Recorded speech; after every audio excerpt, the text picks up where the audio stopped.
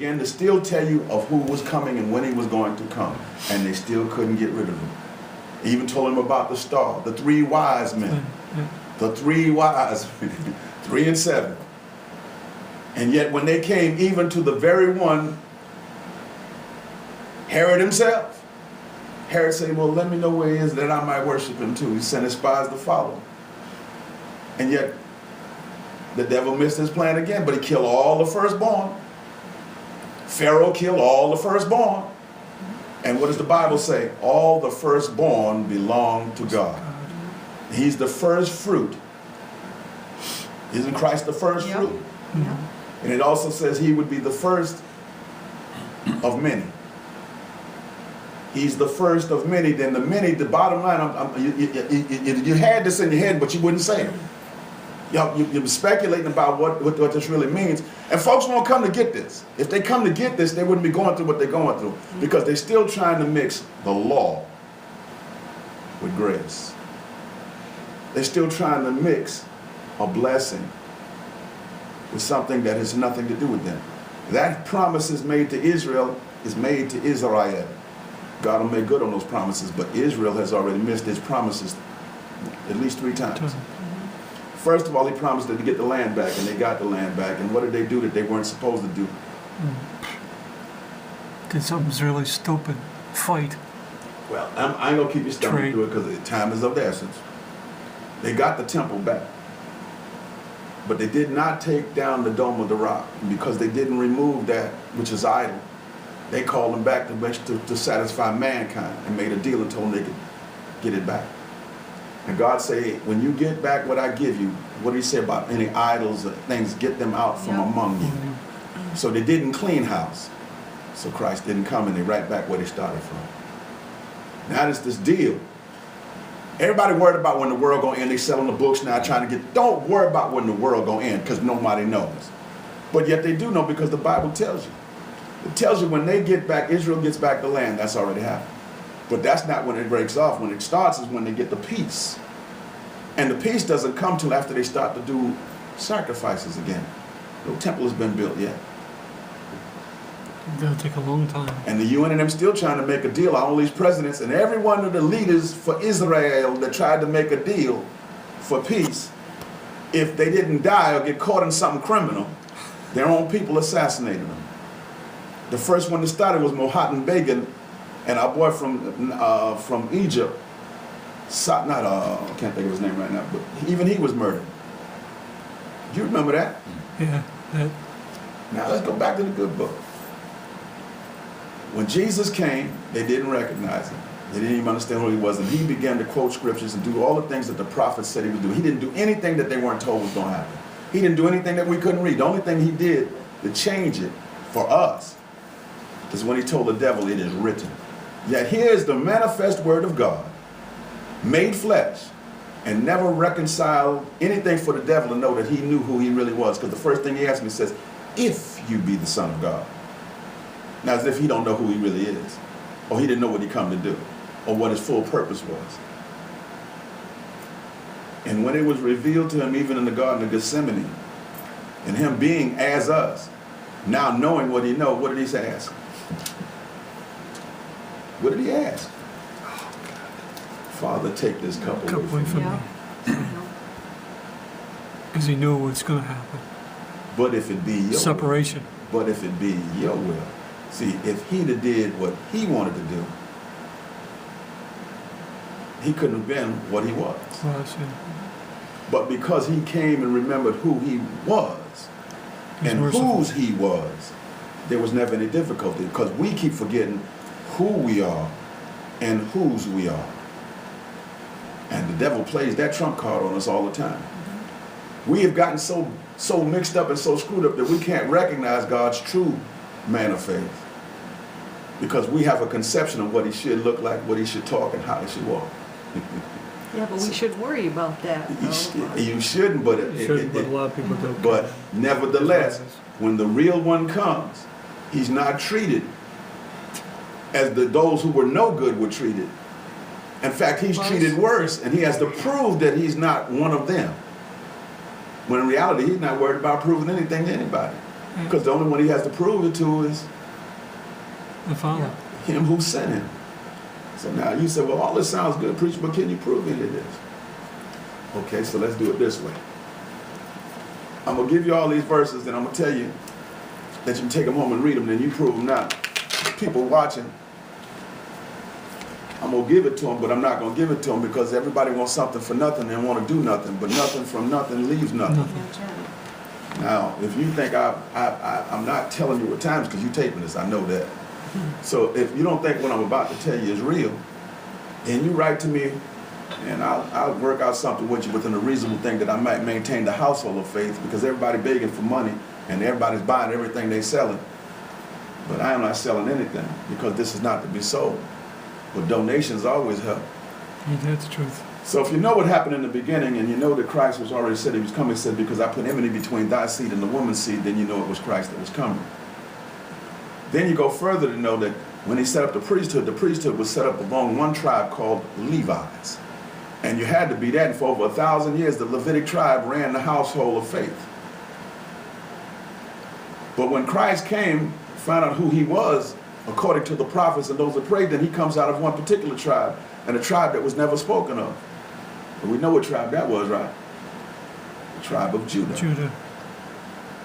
And yet, when he became the ultimate one and God placed him in the household of faith and set up a new priesthood, which is not a new priesthood, but an existing priesthood existed during the time of Abraham, he put him under the order of Melchizedek and made him the high priest of the order of Melchizedek forever. That's in Hebrews.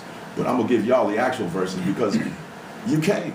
It says, seek ye first the kingdom and everything else will be added unto you. So all this research I've done all these years, I'm going to give it to y'all for free. Anybody else want it, they're going to have to work from it from this point on. As I told them, this is a new year and a new time. Everybody thought I was kidding. I wasn't. I said what I meant, and I meant what I said. My word is my bond. Now, Christ did what he did that we could not only just be reconciled, he reconciled the entire universe. He died to make amends for everything that was done in heaven and on earth. So everything the devil has done has not amounted to anything because you have a new mediator because of what he did at Calvary. And what he did at Calvary, he suffered everything that we should have suffered and kept us from getting anything that we deserved and still let us maintain something that we should have had lost a long time ago. Because we gave it to the devil for free, our freedom. And therefore we have chosen all the wrong things, pretending that we know what's best for ourselves because we try to tell ourselves God ain't real. He warned us about it in Timothy, about the itch-eared folks that got their own truths and want to turn the truth into a lie. He taught us about Gnosticism, and he told us that the old covenant does not work. And because it did not work is because man was always the element that was trying to be utilized to help mankind. So he sent something that was not quite man, and at the same time, yet was all man. Something that came through a woman, but not of the aid of a man. So he was both human and more than human. And yet still having all the ability to not feel that he was being imposing upon God himself, said that he was equal to God, then declared himself the Son of God. And you know, the Pharisees and the Pharisees, they freaked. And they felt that they were now being threatened because their power was leaving because they began the people following him. And then when the people realized that he was not going to take the kingdom by force and wage war and run the Romans out instantaneously, and they didn't understand why, because it said he has to first make reconciliation. You must first deal with what? Sin. The sin issue had to be resolved. Now that the sin issue has been resolved, now comes the opportunity that everybody must accept him before he takes charge. If he had took charge then, without anyone understanding who he was and the purpose by which he was sent and what he was supposed to do, we'd have been doomed. Because the devil had won us fair and square. But now him becoming all of us and repaying the ultimate debt for all of us becomes the only thing that can stop him who has no right to him, because now he has the keys of life, death, heaven, and hell. He has now reconciled us back to God. He is now the mediator. He is the total sum of all things. And everything that had power now has no power because he took it fair and square. He became something he wasn't, endured something he should not have, and therefore he put a catch-22 in the whole monkey wrench of the universe. You can't kill a man who has not sinned. You can't make a man pay for something he has not done. And yet they made him the total sum of all things. And God set him up in the very beginning because he made sacrifices. And them not realizing that the sacrifice that was good for only 1 year were only because they were inferior to the ultimate sacrifice. And the ultimate sacrifice had to be one who had never broken the law. One who had never broken any laws. One who had never broken any covenants. One who had never done anything that the world could judge him for anything, and yet submit himself to become the total sum of everything wrong and still be right. And yet we like to read this, we become intellectuals, we call ourselves theologians and all this other crap, and we can't figure out the total sum of what he has really done to the point that we ourselves understand the spirituality of it. And then I'm going to get them to talk about Gnosticism and worshiping angels and all, anything to sell a book. But nothing about the truth about what this really meant and what it was all about. Confused us and bamboozled us and have us killing each other still today about everything under the sun. Color, clothes, you name it, we claim it because of our sheer ignorance and stupidity of the righteousness that we know in our own hearts we won't yield to impress our people, our friends, our buddies, and the insanity of the world. The devil's still running the show and we trying to blame every other symptom for our ills, but the one person we need to blame. Say the man in the mirror couldn't make it any clearer, yet the man that wrote the song is gone. So how sad is all of that? Because we still have free will, but we will not obey the will of him who doesn't want anything from us at all. It's kind of like telling your child to grow up and be somebody, and you give him every opportunity to be, and you want to know why he's still a knucklehead. Now, how many fathers and mothers have endured that insanity and couldn't understand why? And then we want to turn around and blame ourselves as though we have done something wrong. But we keep forgetting they have what? Free will.